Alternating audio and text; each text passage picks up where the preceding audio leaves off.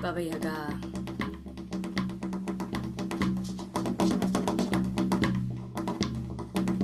We are here, humble travelers, journeyers who have both been sent and are coming of our own volition. You four-tusked one, ancient forest guardian, grandmother of all witches. You who rides in a mortar and pestle and sweeps your tracks behind you with a boar bristle brush.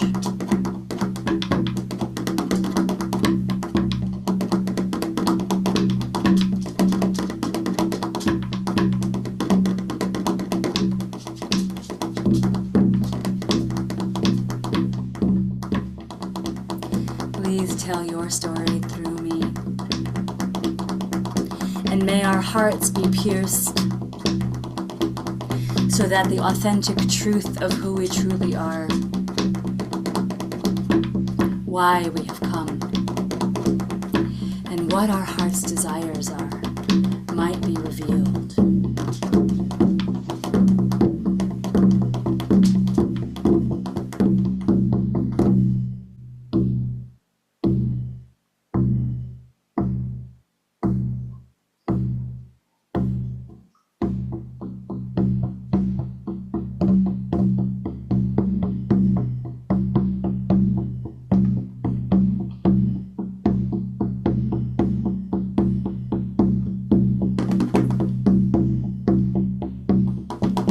Once upon a time,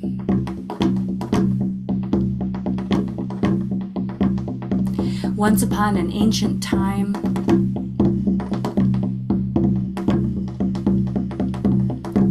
right at the time when the old ways were still practiced,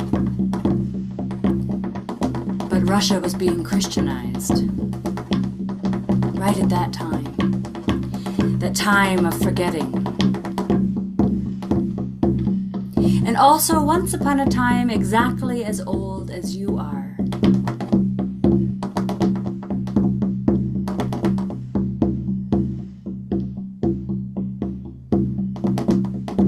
Once upon a time in Russia and once upon a time in your hometown.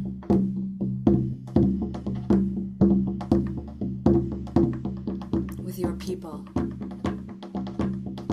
And once upon a time in your ancient lands, those of your DNA, those ancestral indigenous times. Once upon a time, once upon a holographic time, where all times are this time, right now. Once upon a time, a child was born. As all the stories begin, as your story begins, as each life begins, a child, just like you, was born.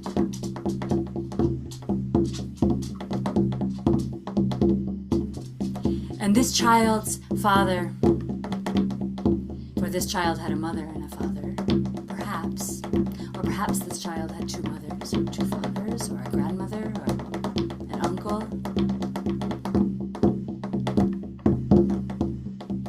But also this child had a mother and a father, and the father was a merchant.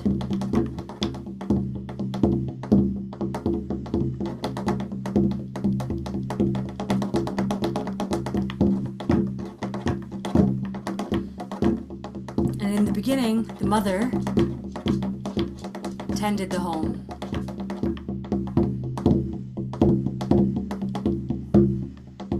But when the child was 10, their father died. And so the mother took over the business and began to travel. Now this child had always been one who was sensitive. This child had always been one who would leave bread in the hearth fire for the domovoi, the house spirit, and would bring offerings for the Rusalki in the forest.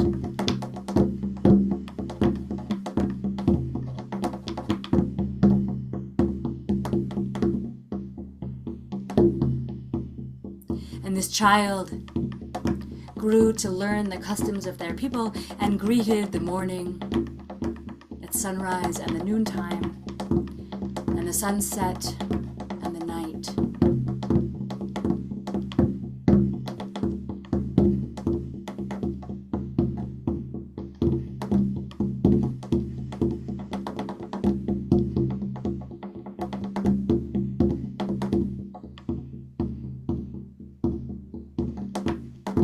And so, when the mother would go off to buy or sell wares, the child tended the web of relationship with the more than human. And this child spent a lot of time in the forest with the wild creatures.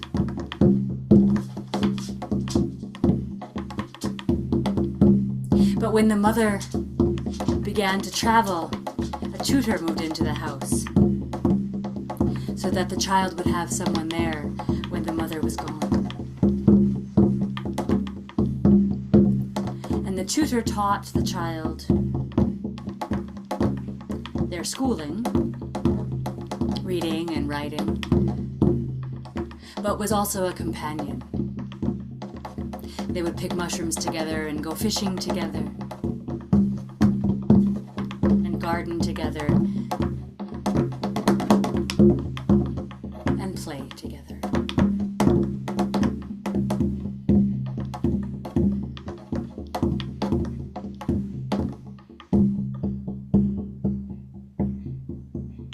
And after a few years, the mother, who always brought gifts home and beauties from her travels, brought home a new husband who was from the city and whose family had been Christianized, who knew not the old ways and thought that speaking with the holies was the work of the devil.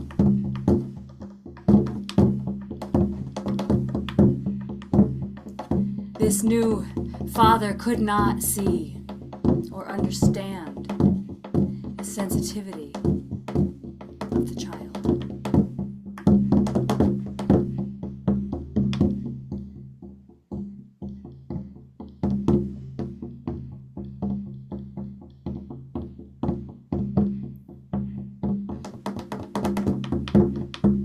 And so this one learned to hide. To hide what was most important and most real and most alive for them when they were around their stepfather.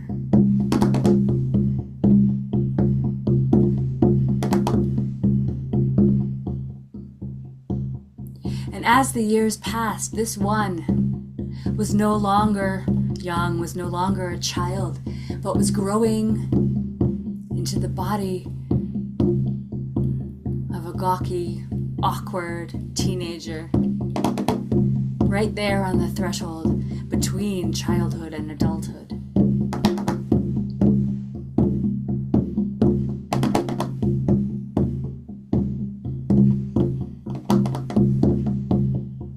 Remember that?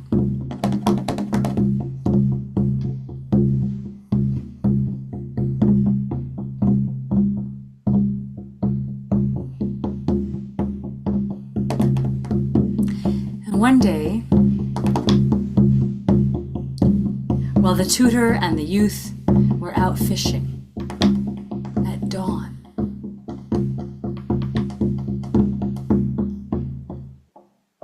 and the world was quiet, and first light and mists cloaked the waters so that it was difficult to see where water and land and sky became their own element. Right in that place where the worlds met, the youth could see 30 swans drifting on the current as the wind picked up and the sun rose. There they were, 30 swans who had slept there at the water's edge overnight.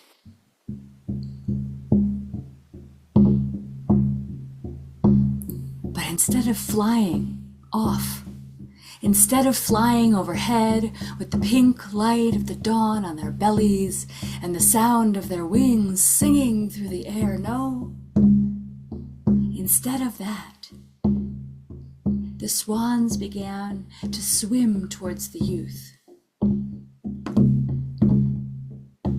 And in the changeable light of mist and water and refraction, the youth suddenly saw that it was not 30 swans, but 30 boats that now made their way towards them.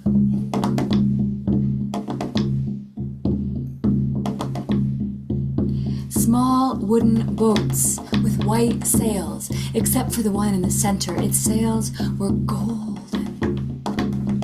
And in each boat stood a woman. A woman, these women, all 29 of them, all 30 of them were all shapes, all colors, all bodies, all beautiful, standing.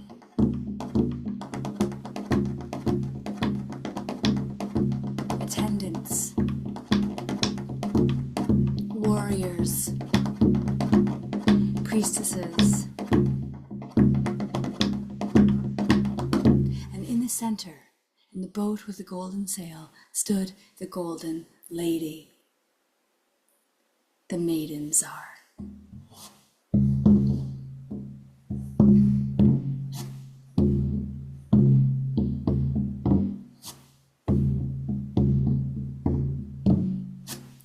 And she made her way slowly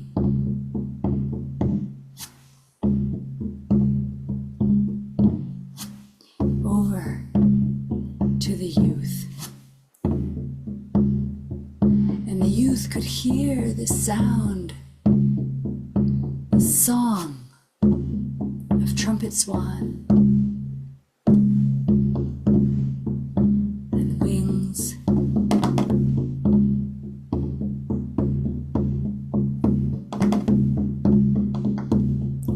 And the youth heard through that music their true name.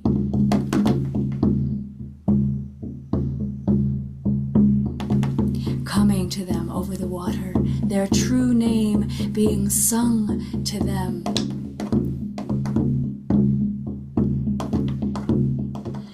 By the voice of this beautiful woman, the golden lady.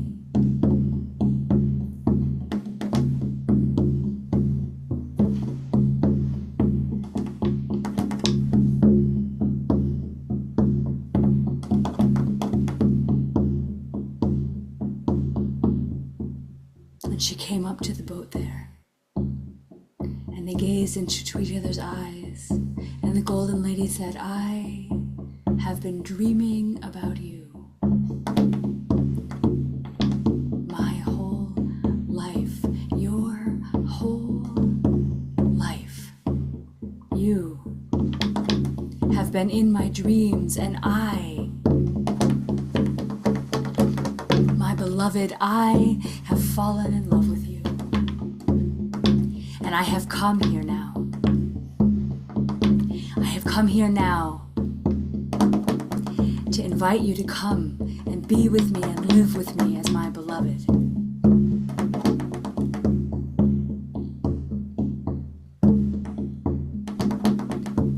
Not now, though. sun is at its zenith. I will come tomorrow and bring you with me to my kingdom.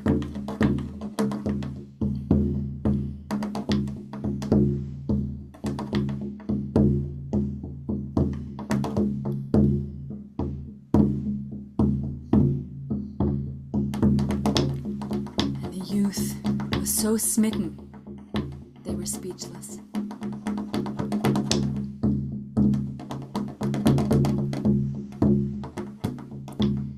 The golden lady withdrew, and the 30 returned to the shore and became indeed swans, lifting up into the sky, flying overhead and calling, the sound of swan wings beating, singing through the air right over the heads of the youth and their tutor. And the heart of both of them leapt to see such beauty.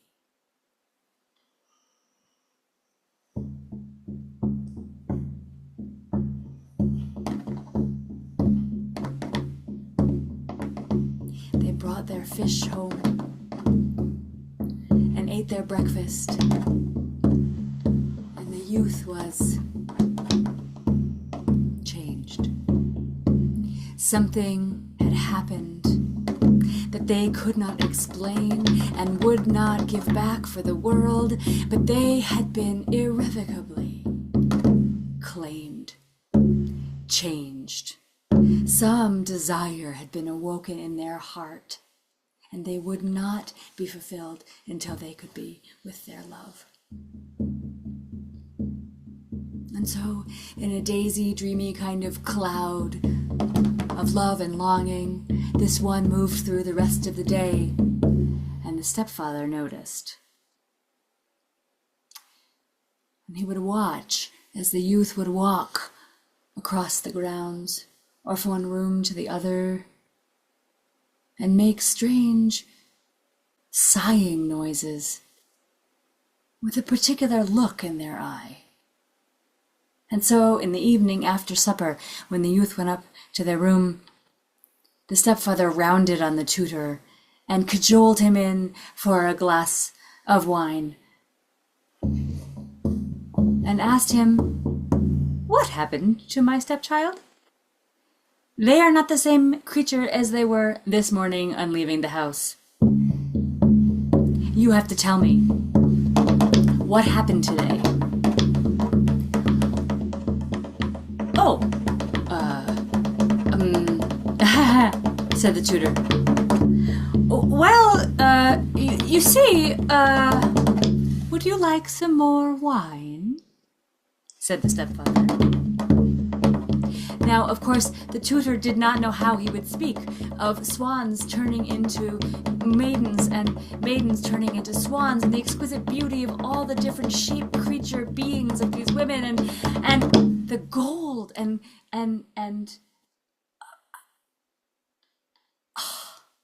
unspeakable beauty of the maiden Tsar who'd come for their stepchild. He did not know how to speak of this to the stepfather, knowing there was no room in his heart for magic, and nothing good would come of it. And so the stepfather offered him some more wine and some more, and cajoled and coerced and gently, and sometimes not so gently, got him to finally tell the story of what happened. Furious, horrified, and terrified, the stepfather knew that he would not let this happen. He would not let his child, his stepchild, but still his child, go to another kingdom with this maiden Tsar. I mean, women weren't supposed to be ruling anyway. And he remembered a tea that his grandmother had made for him to help him sleep when he couldn't.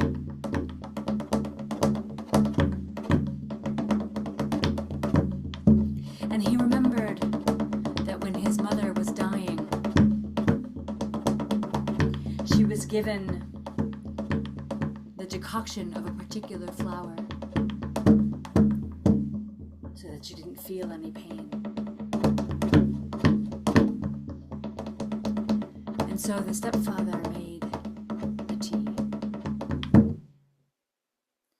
And in the morning, before the youth set out to their lady love, the stepfather gave them a flask of tea. Drink this. It will quench your thirst on the journey. It's going to be a hot day.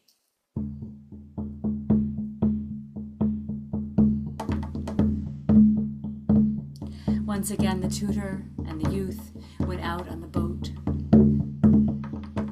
It was indeed hot, and the youth drank the tea their stepfather had given them without questioning their motives,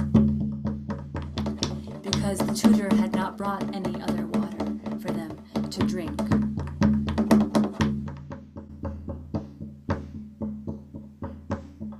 And so as the sun grew hotter in the sky and it grew closer to noontime, you thought, I'll just lay down here for... I'm so tired. I don't know what's come over me. And they fell fast asleep. So that at noontime, when the golden lady at her 29 came, they arrived to find the youth asleep. And nothing she could do would wake them.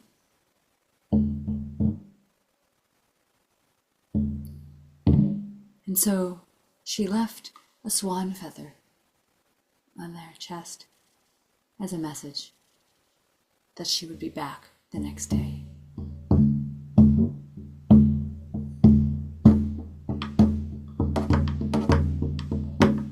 Well, that evening it was a repeat of the night before. The tutor was coerced and plied with wine.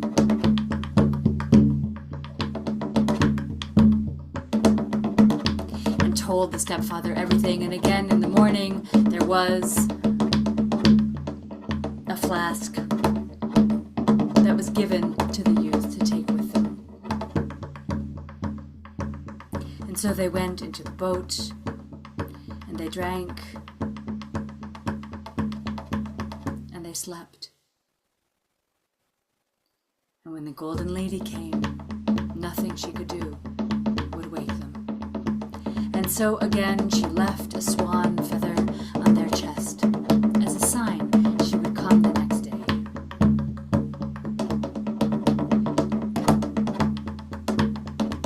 And again the story was told, and again the tea was drunk, and again the youth fell asleep.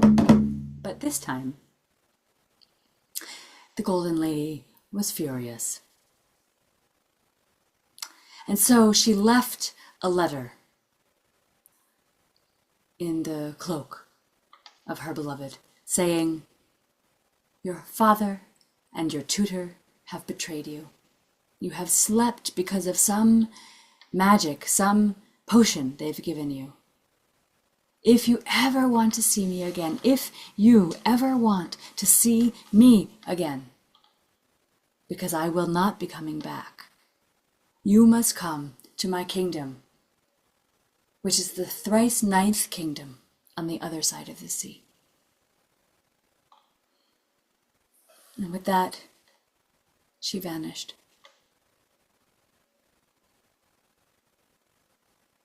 Upon awaking, the youth found the letter and read it and was furious, shrieking and screaming at the tutor, throwing him overboard and rowing back to land. At home, simply gathering a few things and saddling their horse, they took off to find the thrice ninth kingdom on the other side of the the sea. Now the youth had spent many years in these woods and had friends and guides even in the wild community of other than human creatures.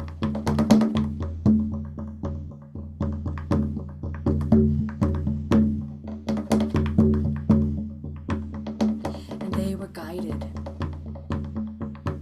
and helped, not to the thrice ninth kingdom, no. They didn't know where that was. But over the days and the weeks that turned into a moon cycle, they were brought to the hut of the Baba Yaga. This hut hopped on a single chicken leg. It always showed its back to whoever arrived and its front to the darkest part of the forest, even though it continually turned.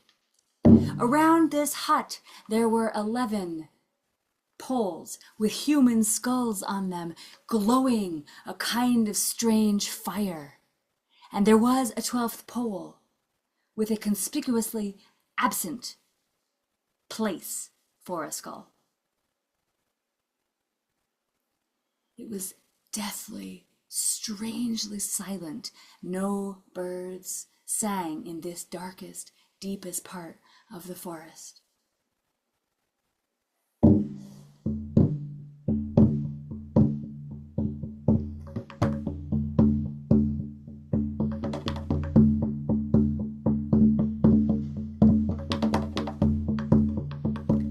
As the youth stood there, listening, feeling,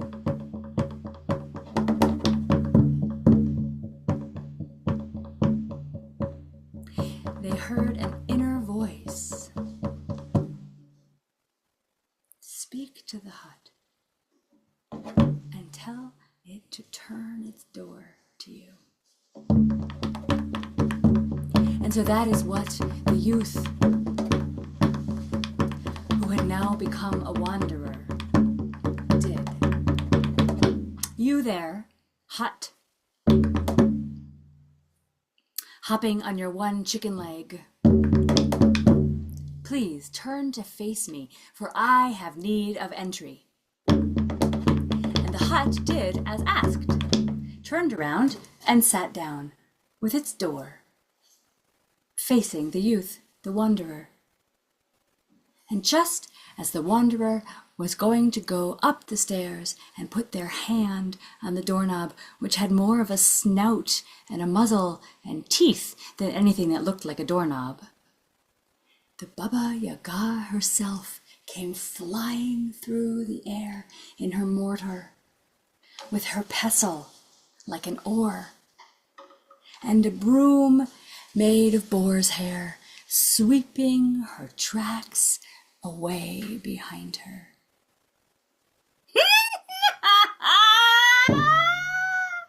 I haven't had a visitor since a man's span of life who has come to my door.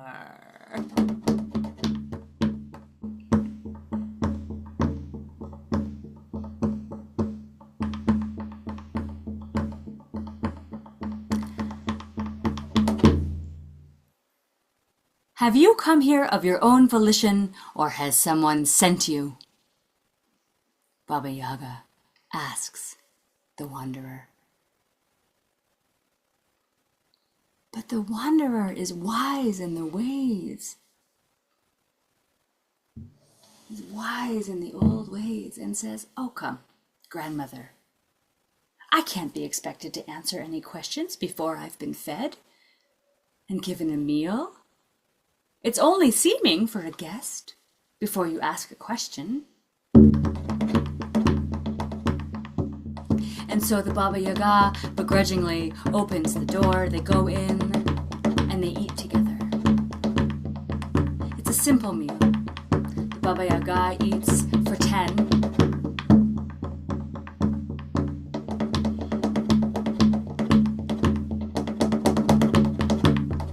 when they finished, and she's licked the grease from her fingers and her nose, and used a broken bone which she sucked the marrow out of to pick her teeth,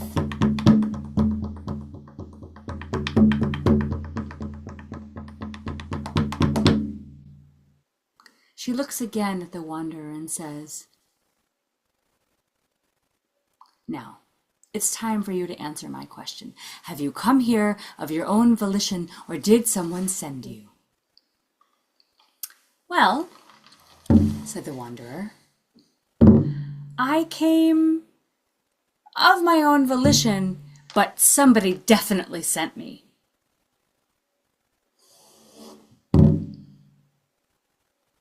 "If you had answered differently," said the Baba Yaga, "I would have had to kill you, and your skull would have been on the 12th post."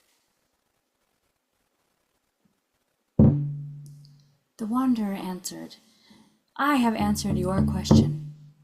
Now you are required to answer mine, grandmother. I am looking for the kingdom, the thrice ninth kingdom on the other side of the sea.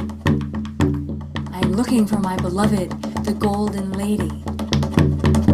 And the Baba Yaga began to laugh. "You? You're the beloved of the golden lady?"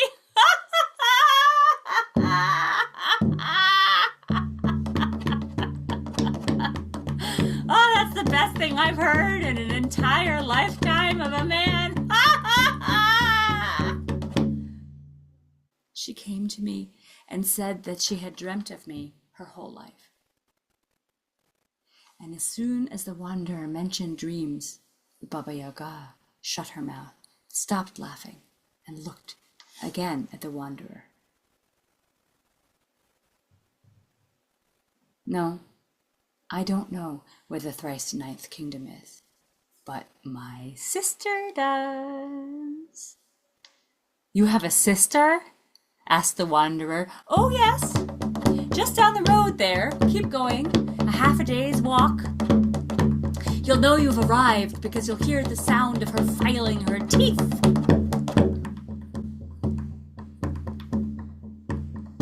And so the wanderer continued on walking, sleeping in the forest for the night, and walking the half day's journey the next day. And indeed, could be heard. It sounded like a saw sawing down a tree.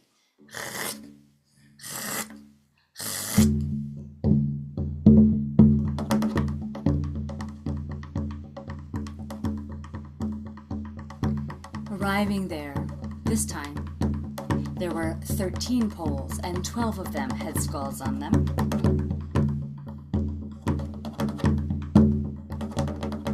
The house hopped on a raven's leg, and the wanderer caught glimpses of the Baba Yaga's sister laying on her oven, filing.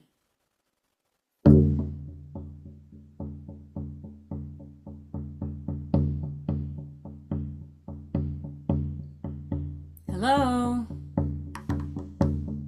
Hello, grandmother? Grandmother, are you there?"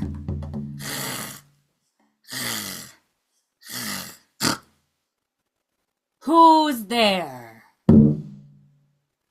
said the Baba Yaga, standing up and going to the door.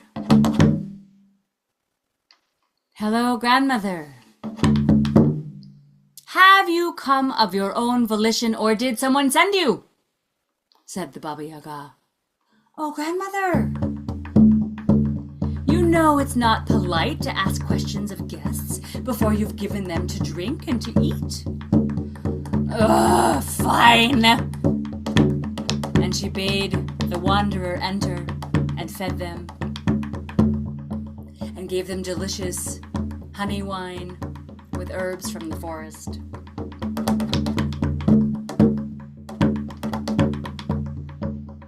And when she had licked her fingers and wiped the sauce off her chin,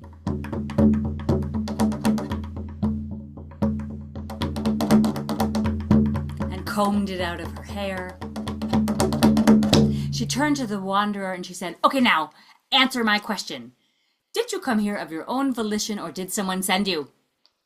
"Well, I began the journey of my own volition, but your sister sent me." "Ugh," said the Baba Yaga. "If you had answered differently, your head would have been the 13th pole."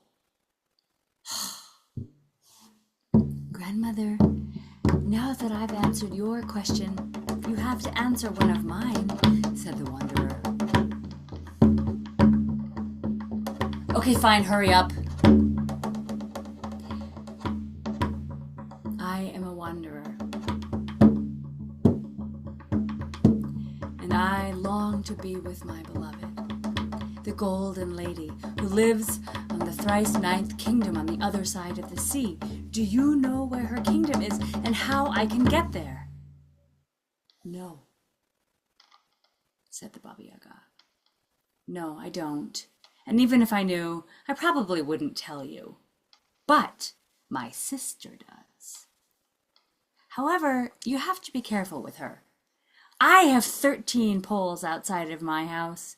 She has 27. She likes to eat her guests, so you should be careful what you say. And if you get into a tough situation and she gives you a kind of hungry look, then ask her if you can see her horns. She has 3 of them. Play the quietest one first. It's the smallest. Then the middle one, and only then the largest and loudest of the horns. And you must blow with all of your might. I'm not saying more than that. You can go now.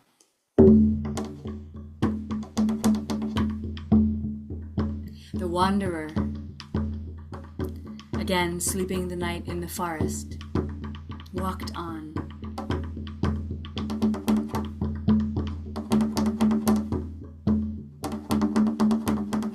Until they heard the sounds of coming from not very far away. And as the wanderer got closer, he could see a Baba rooting around in the ground and harvesting mushrooms.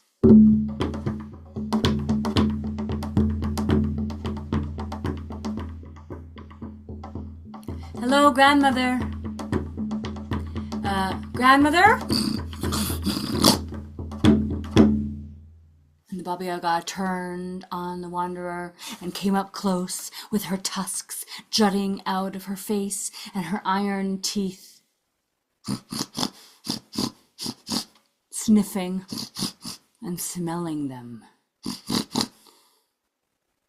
"Who are you? And why have you come here?" "Oh, grandmother, you know I can't answer any questions. Not until you've shown me the kindness of the guest. You know, food and drink and welcome. I could also use a bath." "Fine.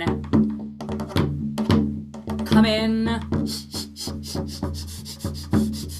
And she snuffled behind the wanderer, smelling to figure out what kind of spices and herbs would best fit with the flesh of this one.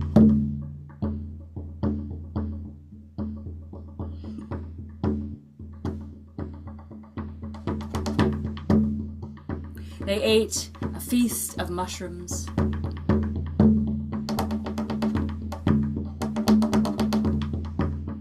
And when they were done,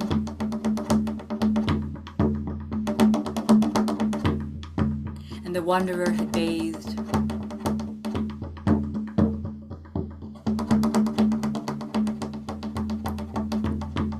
wanderer said to the Baba Yaga,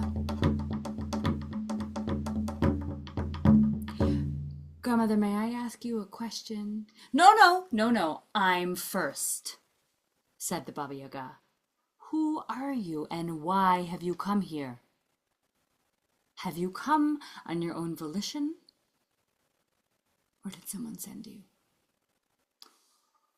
"I am a wanderer, and I am searching for my beloved.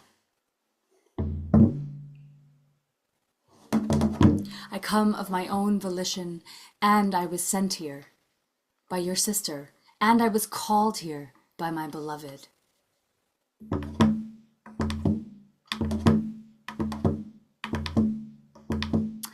If you'd given me a different answer, your head would have been on my pole. Grandmother, would you answer my question now? I'm looking for the thrice ninth kingdom. Do you know where it is? And suddenly the Baba Yaga rounded on him with a hungry kind of look in her eyes. And the wanderer remembered the words of her sister and said, "Oh no, wait, I have a different question. Can I please look at your trumpets? I've heard you have 3 horns, famous horns, one smaller than the others, one medium, and one large and loud that shakes through the 3 realms. Would you please let me see them?" Now these horns were the pride and joy of the Baba Yaga. They indeed were the 3 horns of the 3 worlds. And so she brought the wanderer into the back room where the horns were displayed and stood there with a proud smile on her face and said, "Would you like to play them?" The wanderer went forth, remembering to go to the smallest one first.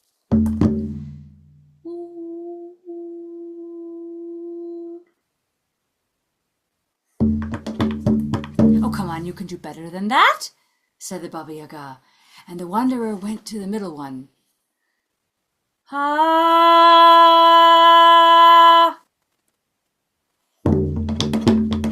And then to the third without being invited. "Ha!"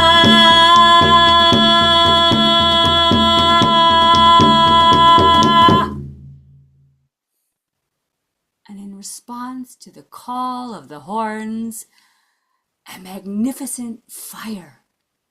No, a magnificent creature. No, a magnificent, shimmering, fire-feathered bird came from above down into the house of the Baba Yaga with great, wide wings.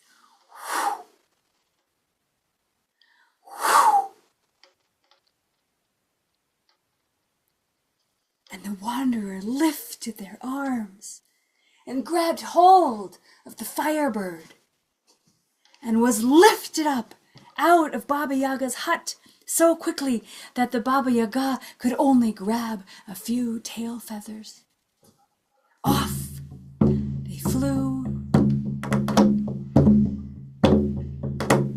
leaving the forest behind them and the dark.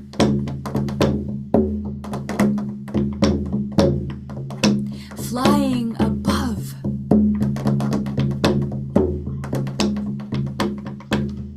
And the wanderer called, "Thank you! Do you know where the thrice ninth kingdom is? My beloved is waiting for me there." "No," said the firebird. Yes, I know where it is, but it's too far. I can't bring you there. I can, however, bring you across the sea. The rest you must do on your own." And they flew. They flew for 3 days and 3 nights over the ocean.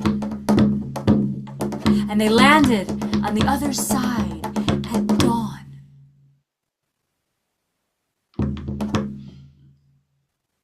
And the wanderer remembered that dawn,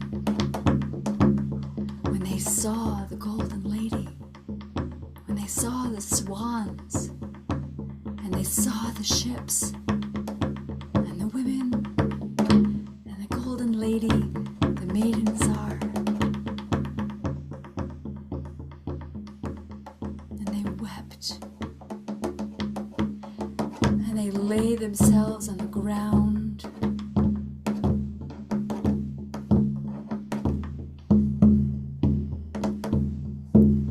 weeping for all that had happened, weeping for the betrayal by their father and their tutor, weeping for the loss of her, their beloved, weeping for the terror of the days with Baba Yaga, weeping for the beauty and wonder of the firebird, weeping with relief and gratitude after 3 days of flying to be on the earth again, weeping to still have to get to the thrice 9th kingdom and not knowing where to go.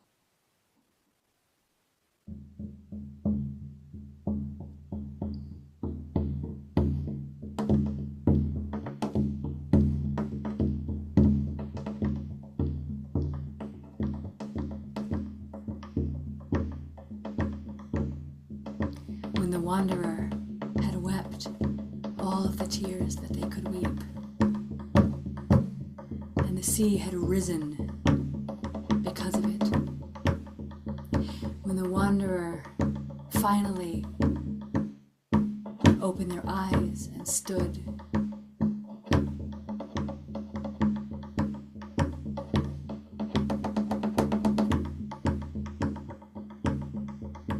they began to walk.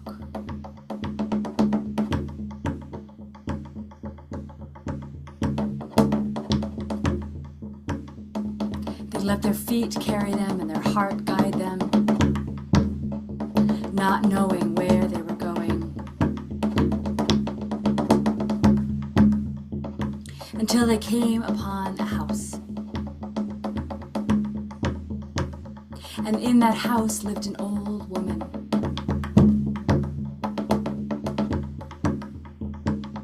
And they knocked on the door, and the old woman answered and welcomed them in and listened to their story.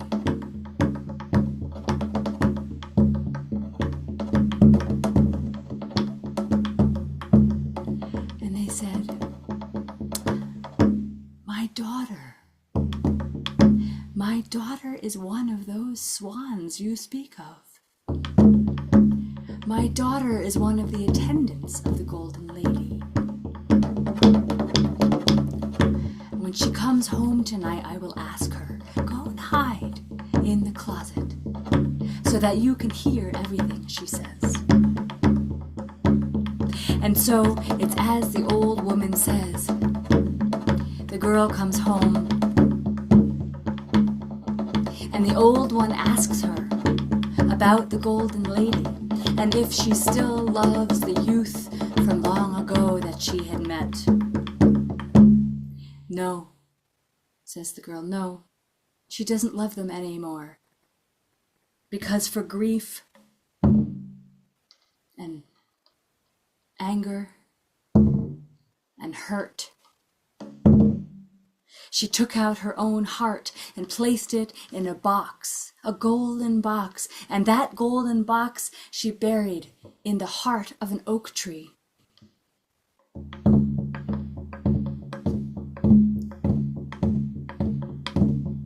In 1 week it's her birthday, and at that time her heart will be lost to her forever. There's only 1 week left.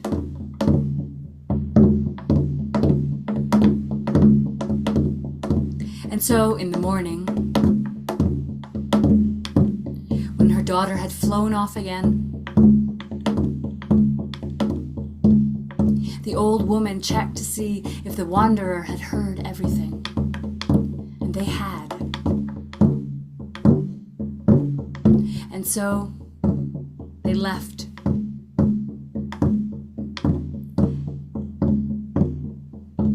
And for 4 days they wandered. And each night the golden lady came in dreams and guided them.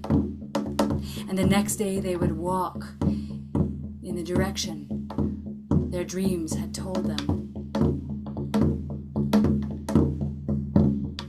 And they neither ate nor drank for 4 days and 4 nights. But on the fifth day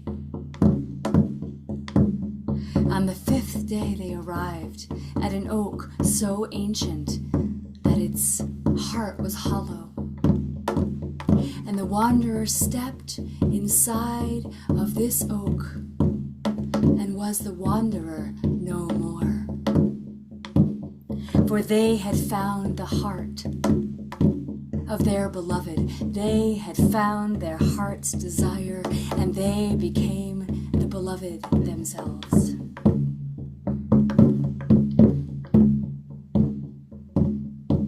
And so the beloved, who was once the wanderer, began the journey back to the old woman's house with the golden chest in their hands.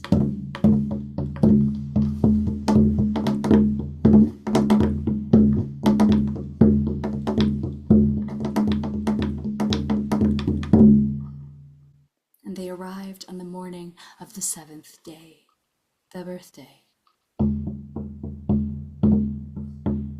Now the old woman had arranged that there would be a birthday party at her house that evening. And so when the beloved of the golden lady returned to the old woman's house, they opened the box, and inside was a golden egg.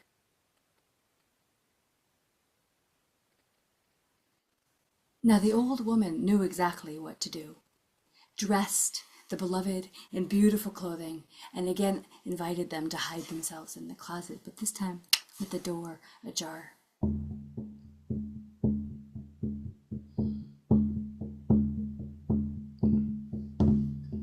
At just before dusk in the afternoon, the old woman cooked 30 eggs, and the golden egg turned brown, just like all of the other ones, once it had been cooked. But the old woman remembered which one it was. And at dusk, as the sun set, 30 swans arrived at the house, squawking, delighted for the party. And each swan, as they crossed the threshold of the house, turned into an exquisite woman.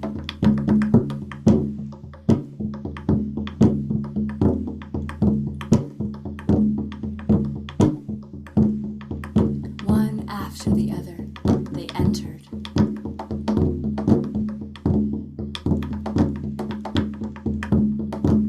Until at last, the golden lady herself.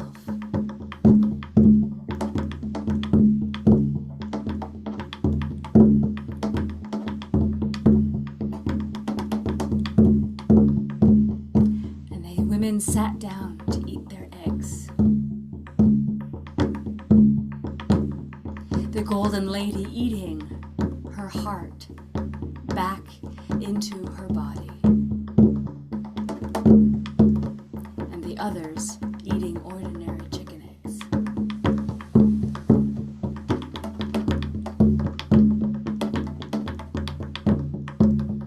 And as soon as the golden lady had eaten the egg,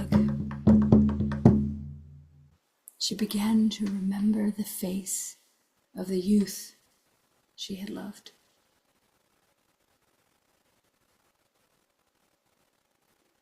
And a tear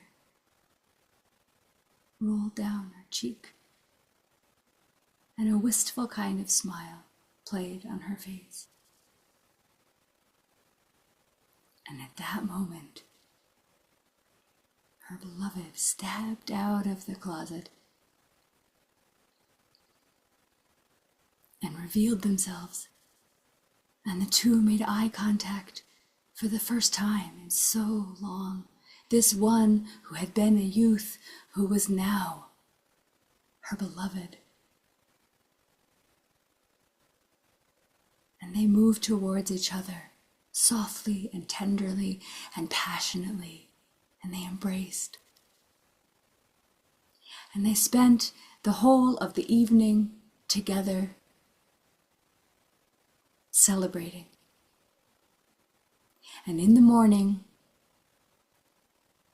the 30 swans carried the beloved to the thrice ninth kingdom. And if they're not dead, they're living there still.